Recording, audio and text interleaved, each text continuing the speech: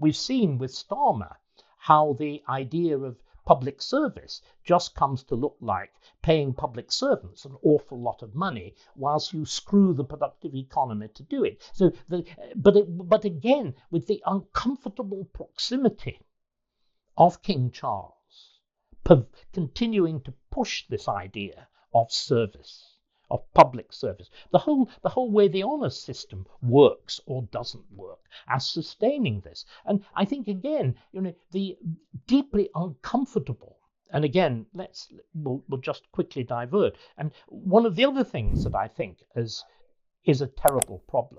The monarchy has been the central thing that has preserved the ghost of the British Empire. The Queen's fascination with being head of the Commonwealth.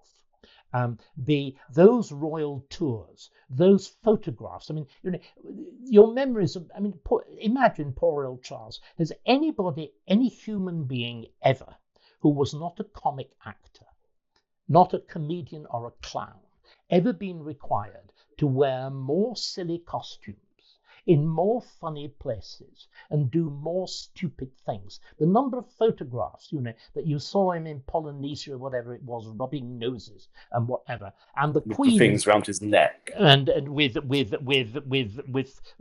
ropes of roses or exotic blooms round his neck and whatever. And the Queen again with her deeply disturbing fascination with black African dictators, with whom she got on terrifyingly well. And I think this keeps the ghost of the thing alive in a way which I think was profoundly dangerous. And you could see, I mean, I do see powerfully the importance of the Anglosphere, the fact that uniquely the British Empire actually genuinely transmits values. I mean,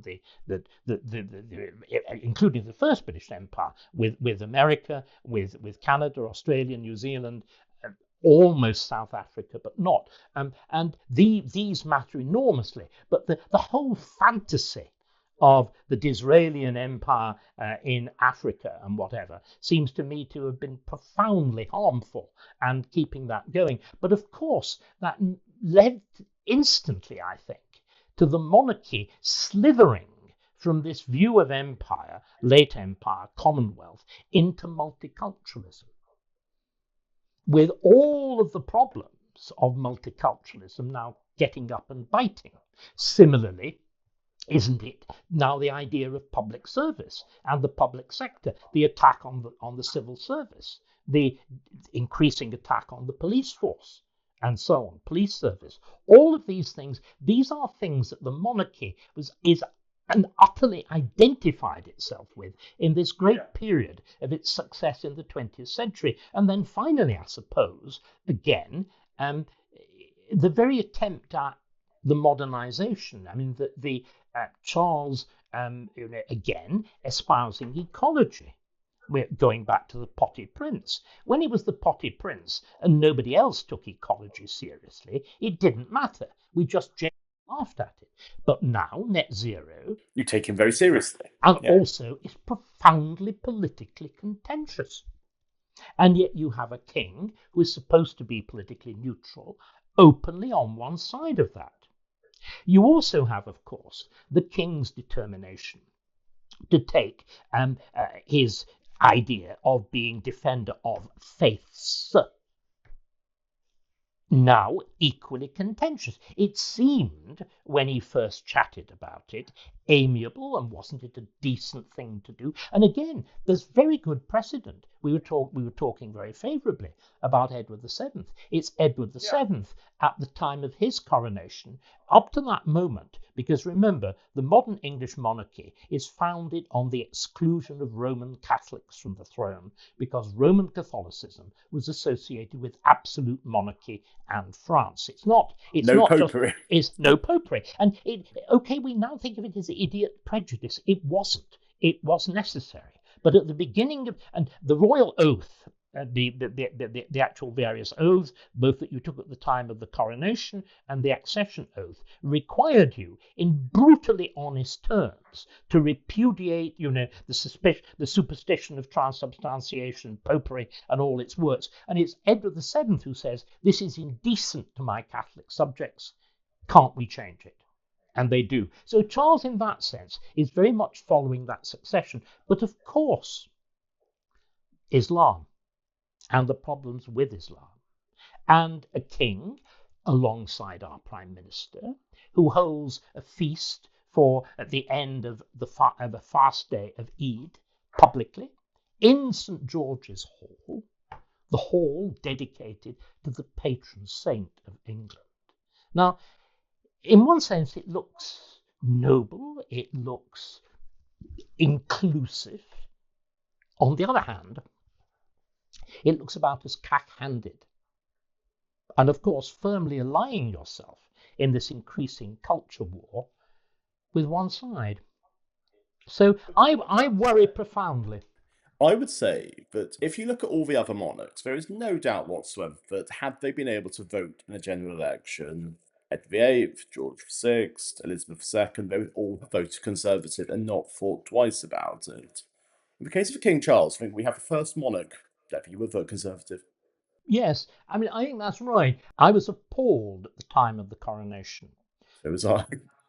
Why were you appalled? It just seemed so poorly done. It seemed like it was trying to be all things to all men. Penny Mordaunt with her bloody sword. Yeah, you see, but I think there's a more fundamental problem. The monarchy, as it's reshaped with the great struggles of the 17th century, is essentially a parliamentary monarchy. The enacting clause of every act of parliament is be it therefore enacted by the King's most excellent majesty with the advice and consent of the Lords spiritual and temporal in parliament and the commons assembled in parliament that. From 1689 until 1923, every coronation the House of Commons had been present en masse, headed by its Speaker, in the place of honour. And of course, the House of Lords were present because they were if you think back to that moment that I was sharing with you, that moment in 1953, then the peers were the essential, if you like to think of a coronation as a grand opera, they were the chorus. They were the ones wearing indeed, Iolanthe, wearing the scarlet and actually everybody says it's ermine. It's not. It's rabbit fur. It's minever. the bands of rabbit fur. But what Charles did, he eliminated most of the peerage, and he left out the House of Commons. Now, that meant that his coronation looked like a slightly shambolic anointing of an Oriental potentate, with the huge overdoing of the anointing was always important, but this construction of special screens and all the rest of it, all the fuss about oils specially imported from the Middle East and whatever. And I think that filled me with a profound concern, which everything subsequent to that has reinforced. The essential purpose of the monarchy is as the anchor of our society and of our political system. I think the Queen was brilliant as being the social anchor, that, as Larkin says, that thing that did not change, the very length of her reign. She was rubbish at performing the necessary political anchor, although at least, she continued opening Parliament and all the rest of it. But I don't think Charles has any understanding of that role. I don't think William has. They all take after their father. They think that the monarchy should be about issues, that special tissue, special issues. It should be about the monarchy, pushing a particular cause. I can't remember what bit of ecology. What's it called that Prince William is very keen on? Something, what is the Earthshot? What on earth does that mean? They were again, he and Kate, who really should have better judgment. If you remember, until very recently, they were pushing the importance of taking seriously mental illness. Now look, we suddenly see that a fundamental element of the vast explosion of the welfare bill since COVID has been the false, what are essentially, obviously, false claims of mental illness. But here you had the future king pushing this, and I think their advisors, I think, are terrible. I mean, obviously, they're absolutely the worst possible people they Worst could have. possible people. Yeah. Worst possible people.